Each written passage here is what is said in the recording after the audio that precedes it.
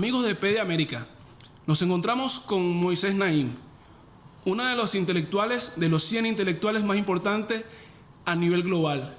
Su opinión es conocida porque publica su columna semanal en los medios más importantes de América, Europa y América Latina. Profesor, un placer tenerlo para Periodista Digital. Encantado de estar contigo de nuevo, Jesús. Está publicando este nuevo libro, Dos espías en Caracas.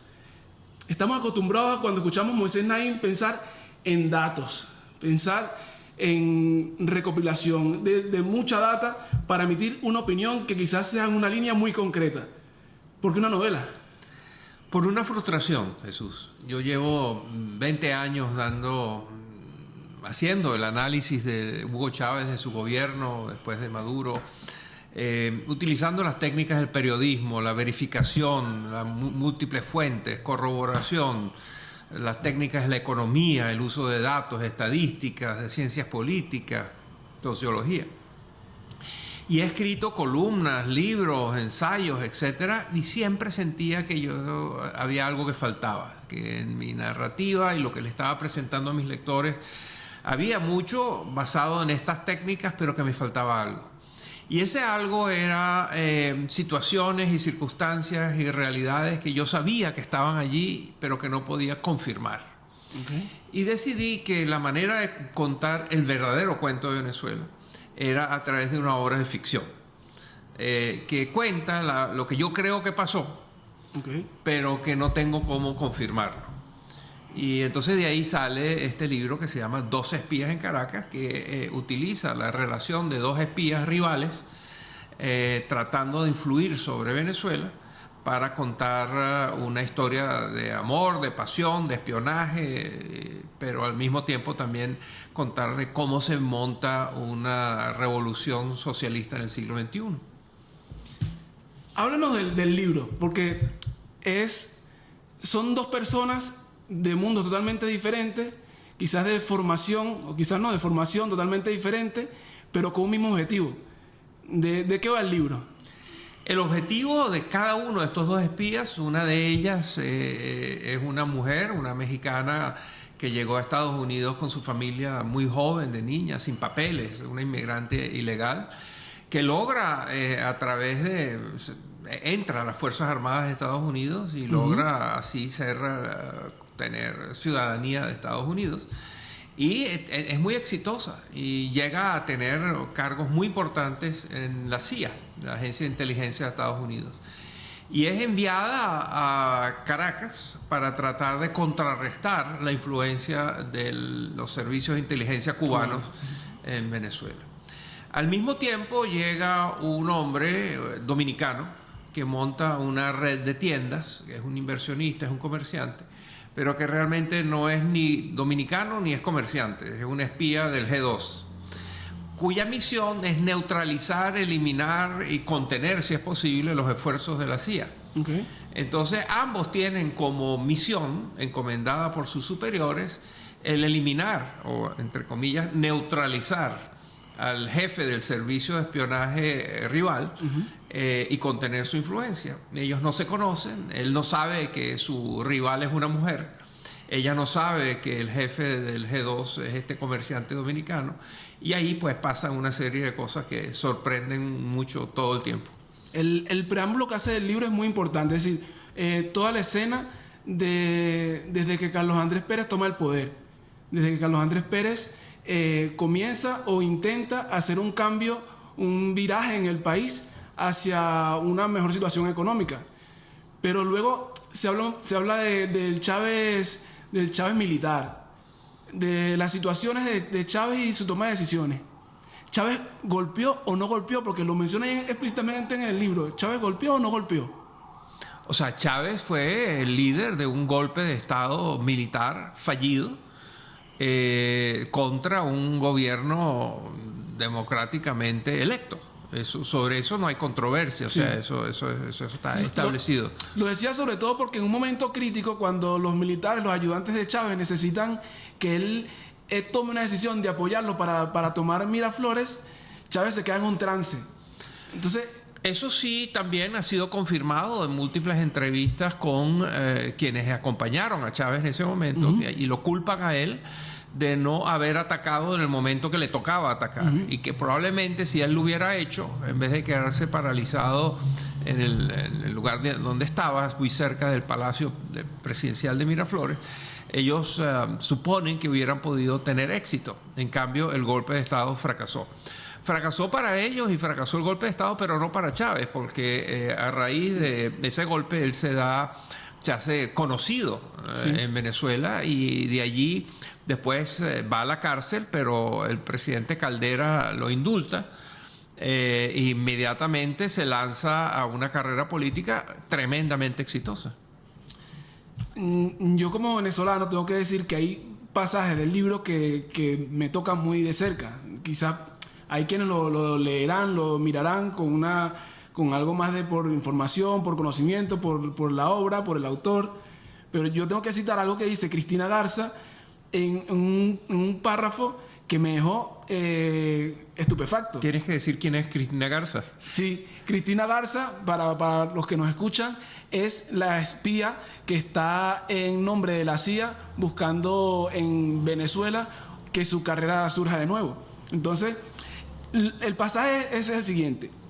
Todos creen desde niños que son ricos en Venezuela, nosotros los venezolanos, porque el país tiene mucho petróleo y como el petróleo es propiedad del Estado, entonces de todos. Pero en realidad la gran mayoría de la gente es pobre, hay mucha corrupción, pero la principal razón de la pobreza son las malas políticas económicas. Pero nadie quiere oír hablar de eso.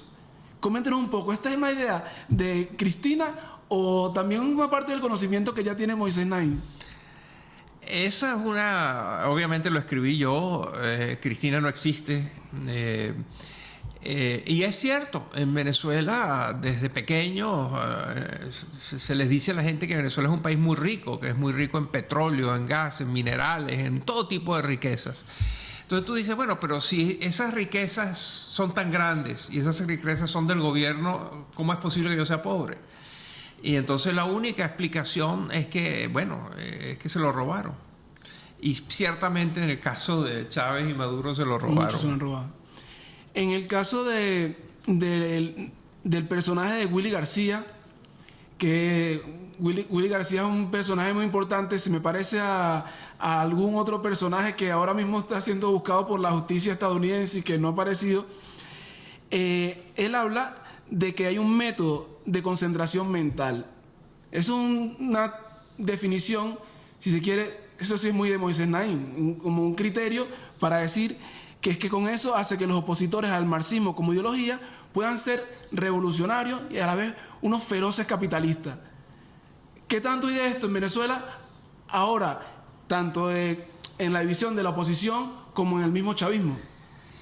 Willy García es un banquero quebrado, un miembro de la élite, de la alta burguesía caraqueña que de pronto quiebra. Y lo salva un recluso de una cárcel, el PRAN, que tiene una gran cantidad de dinero y lo ayuda, pero le sirve así al PRAN tener a un banquero prestigioso, un burgués de alcurnia a su servicio, es su empleado. Sí. Y con ese empleado opera y monta un imperio criminal aún más sofisticado.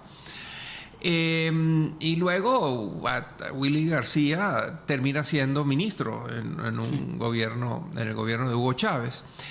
Todo esto es para comunicar lo que ya hemos visto, y lo hemos visto en Cuba, y lo hemos visto en Venezuela, y lo vimos que ese socialismo, ese comunismo, apenas tiene la oportunidad de ganar dinero, se vuelve el capitalismo más salvaje. No hemos visto un capitalismo más salvaje, más inhumano, más feroz que el chavismo. El chavismo habla de su solidaridad con los pobres, habla de su humanismo, habla de su sensibilidad hacia quienes menos tienen, de su lucha contra la corrupción. Pero en Venezuela ni en el mundo se ha visto tamaña saqueo. O sea, básicamente el chavismo junto con los cubanos saquearon un país que era de los más ricos de América Latina y hoy es de los más pobres, y la gente está en una tragedia inenarrable que no hay cómo explicar, salvo que se robaron cantidades macroeconómicas. Estamos hablando de que se le robaron cientos de miles de dólares, y estos son los mismos que hablaban y que siguen hablando y están en el gobierno, y desde el Palacio de Miraflores hablan de los pobres y la solidaridad y la fraternidad y el humanismo, y lo que son una sarta de ladrones. Hay un personaje que es como la conciencia de Chávez. Ángel Montes. Que es Ángel Montes. Ángel Montes es el amigo que acompaña a Chávez sin importarle lo que le pueda suceder. ¿Ángel Montes de verdad existió? Ángel Montes es una composición de varias personas que intentaron ser la conciencia crítica de Chávez. Eran los que limpiaban los desastres que él dejaba, porque Chávez a veces cometía tropelías y abusos, etcétera, y después tenía que venir alguien atrás a enderezar las cosas, a arreglar cosas, inclusive con su propia familia. La relación de Chávez con sus hermanos, sus padres, sus exesposas, sus hijos, fue muy compleja. Y Ángel Montes ayudaba a manejar y a limar asperezas entre todo eso. Es un militar que estuvo con Chávez desde pequeño, casi adolescente, en la academia militar, y lo acompañó. Y era el que veía lo que estaba sucediendo y se lo trataba de comunicar a Chávez, de decirle, mira, esto no va tan bien como tú dices. Pero era una idea que Chávez no aceptaba. Chávez en el fondo era un extraordinario político, pero en el fondo tenía un temperamento militar y no aceptaba fácilmente ni la crítica ni la disidencia. Hay en el libro muchos pasajes que nos llevan como a querer verificar, pero esto de verdad ocurrió, aún para los que lo vivimos, y hay que googlear un poco. Entonces, a mí me pasó con el caso de Raimundo Gálvez, que Raimundo Gálvez viene a representar a Ramiro Valdés, del Ejército Cubano, si no me equivoco, porque es un personaje que desde usando la inteligencia militar y todo esto, se mete en la mente de Chávez, pero ahora Raimundo viene a traer, actualmente en Venezuela hay una crisis eléctrica brutal, de que no haya conocido el país nunca. Y Ramiro Valdés estuvo en Venezuela como asesor de Chávez en la situación eléctrica. ¿Había previsto algo de esto cuando escribió el libro o cómo sucede esta coincidencia?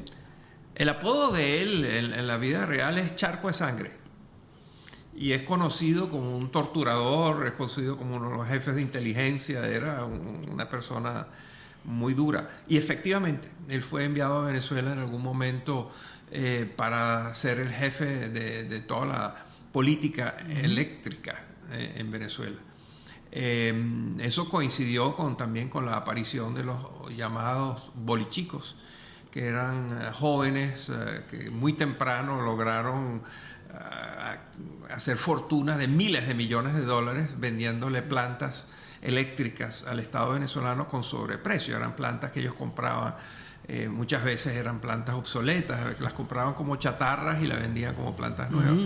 Mucha de la tragedia que estamos viviendo hoy en día en Venezuela, con estas situaciones inenarrables de gente que no puede sobrevivir a la falta de electricidad, tiene como responsables a toda esta gente que se robó, se estima en 100.000 millones de dólares. Eso es una cantidad que no muchos países pueden decir que ocurrió. Y en un sector, en el sector eléctrico después en el sector de jugar con la tasa de cambio, especular con la moneda, en el sector de las empresas de Guayana, en el sector del petróleo, en el sector alimentos, de la compra de alimentos podridos, en el sector de... Bueno, en fin, estamos hablando de que son esta gente tan humanista, tan sensible a los pobres, se robó cantidades de dinero inimaginables. Profesor, hace poco también estuvo rodando la serie El Comandante, también acerca de la historia y vida de Hugo Chávez. ¿Por qué Moisés Naim le interesa tanto la figura de Hugo Chávez, una de las mentes más brillantes, como sabemos, de Venezuela, quizás la más influyente? ¿Por qué se ha interesado tanto en investigar la vida de Hugo Chávez? Porque destruyó mi país. destruyó a Venezuela, es el responsable de una cantidad de sufrimiento humano que no tiene precedentes en nuestra historia, no tiene precedentes. La tragedia humanitaria que vive en Venezuela, el dolor humano que está sufriendo mi país, no tiene precedentes en la historia de América Latina. Y Hugo Chávez es el responsable de eso. Nicolás Maduro continuó simplemente al servicio de los cubanos, pero no hay nada que él haya hecho que no fue sembrado, creado por Hugo Chávez. Hugo Chávez le hizo un daño inmenso a mi país. Ya, a nuestro país, así es. En el libro se ve cómo Chávez utilizó todos los mecanismos de los que pudo utilizar para hacerse con el poder y mantenerse en el poder.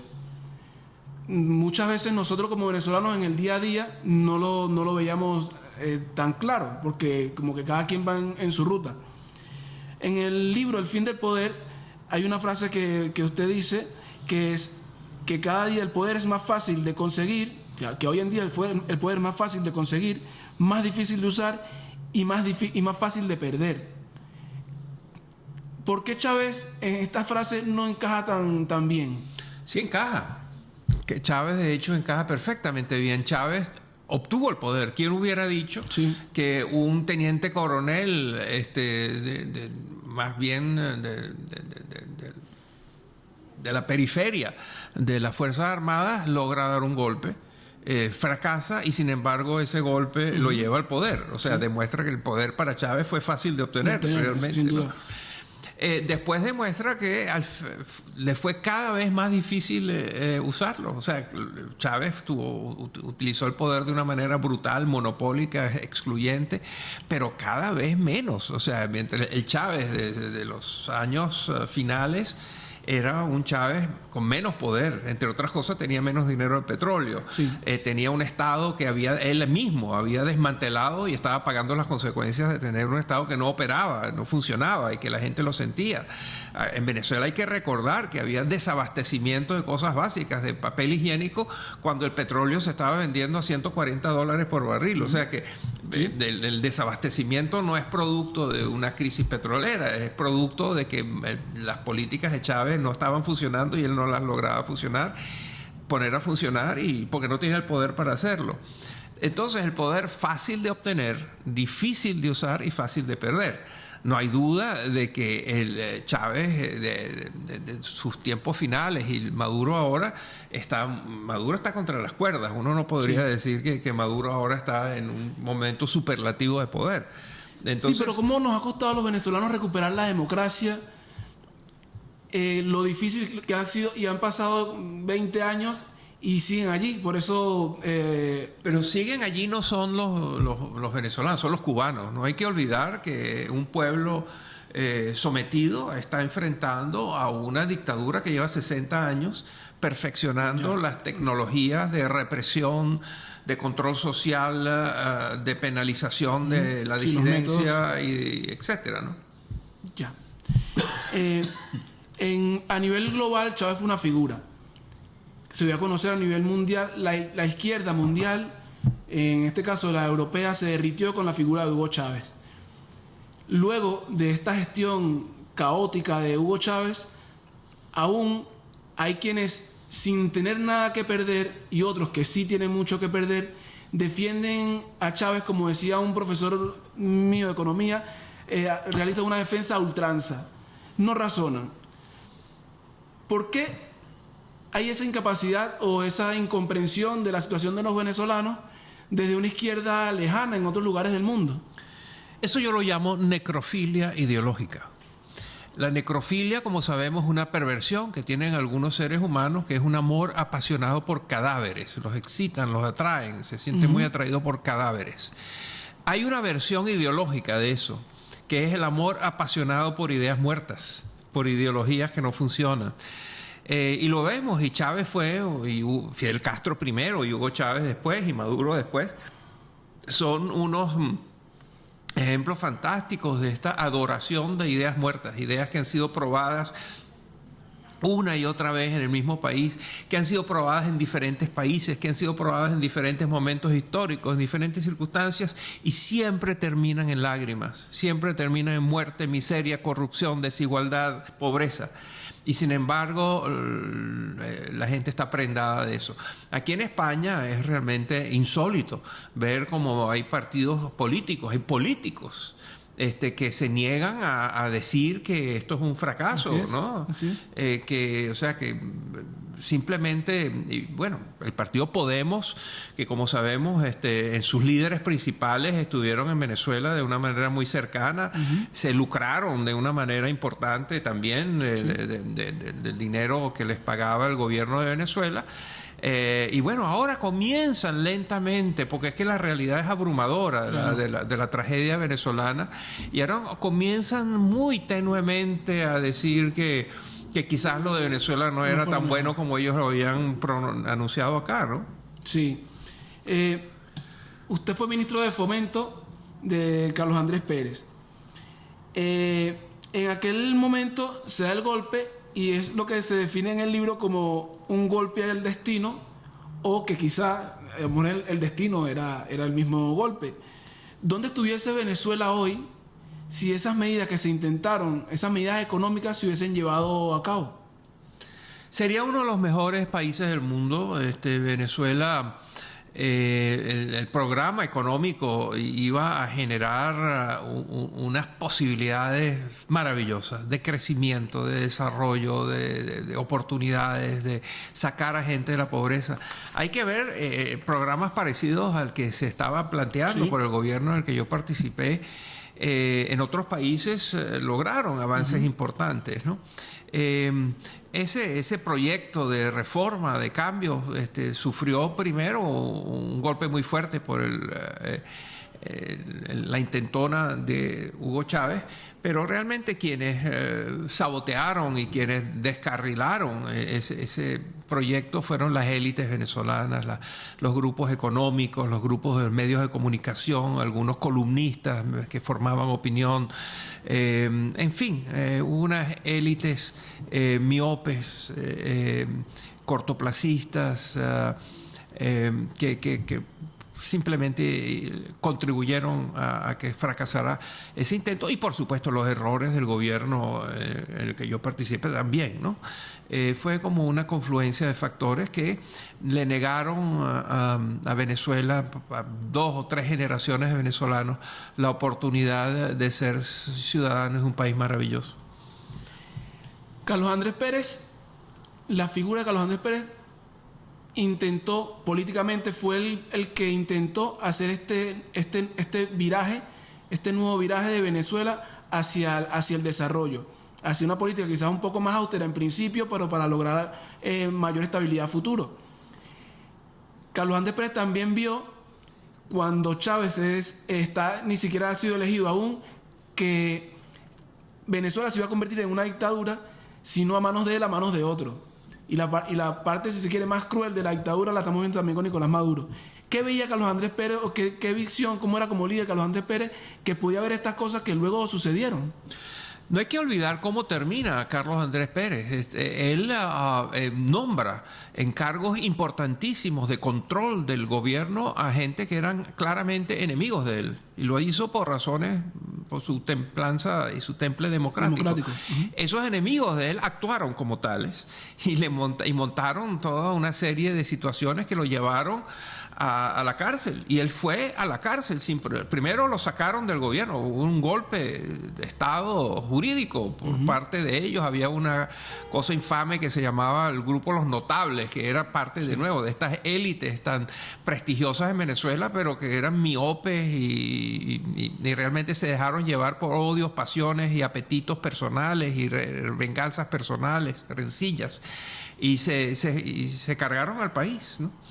Y imagínate que, bueno, llega y Pérez entrega el gobierno, se baja del poder y después lo mandan a la cárcel y va a la cárcel. ¿Tú te imaginas a Hugo Chávez haciendo eso? Porque un tribunal le diga que hubo una situación en la que está involucrado, que le entregue el gobierno y que después le diga, bueno, y ahora usted va a la cárcel. ¿Tú te imaginas a Hugo Chávez o a Nicolás Maduro diciendo, ¿cómo no? Voy a la cárcel porque no tengo alternativa? Lo vemos ahora. Ese contraste entre el temperamento democrático de Carlos Andrés Pérez y el de sus sucesores, creo que es muy revelador. Así es. El camino que intentó recorrer Carlos Andrés Pérez es probablemente el camino que le va a tocar recorrer ahora, luego de tantos años, a Guaidó o a cualquier presidente que le toque la reconstrucción en Venezuela. ¿Qué tiene que hacer diferente para que no suceda lo mismo que sucedió cuando se intentó hacer la reforma económica en el gobierno de Carlos Andrés? Primero hay que aclarar que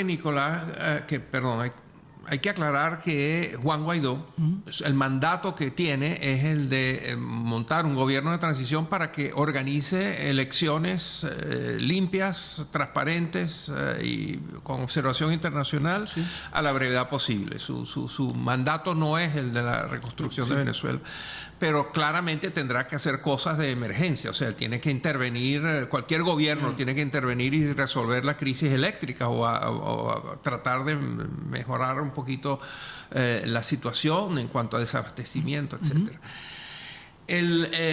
La reconstrucción de Venezuela es un proyecto abrumador y entusiasmante.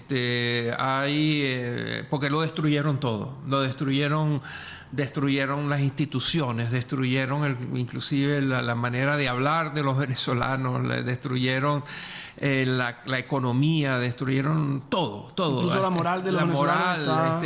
Entonces, Venezuela esta es una oportunidad maravillosa, ¿no? De repensar el país, de relanzarlo, de rehacerlo, de innovar. Y yo creo que hay una cantidad enorme de venezolanos listos para hacerlo. Sí.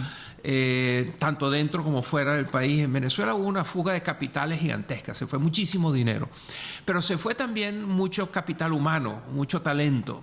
Y yo he notado que ese talento está desesperado de regresar. Hay muchos profesionales jóvenes que han ocupado y que ocupan cargos importantes y que tienen experiencias valiosísimas, que están muy interesados en aportarle al país. Y por supuesto, en Venezuela hay héroes que llevan décadas resistiendo, luchando, que también están muy comprometidos con la construcción. Así que yo veo un futuro maravilloso de creatividad, de posibilidades, de crear un país nuevo, de repensar el país y relanzar a Venezuela como nación.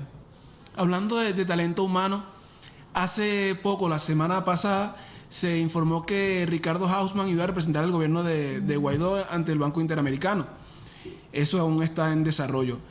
¿Moisés Naim ha recibido alguna propuesta para acompañar a un gobierno nuevo para tomar algún tipo de cargo? Y si tiene alguna respuesta al respecto. Yo estoy listo para ayudar a Venezuela en lo que haga falta. Yo creo que en estos momentos el tema de los nombramientos es una distracción. Sí. En estos momentos lo único que hay que hablar es de cómo sacamos a Maduro, ya, tan pronto se pueda y de la manera menos traumática posible. Todo lo demás es distracción que no viene al caso. La prioridad es concretar, sacar a Maduro, gobierno de transición, elecciones libres. No hay que salir de esas 3 prioridades. Excelente. Profesor Moisés Naim, muchas gracias.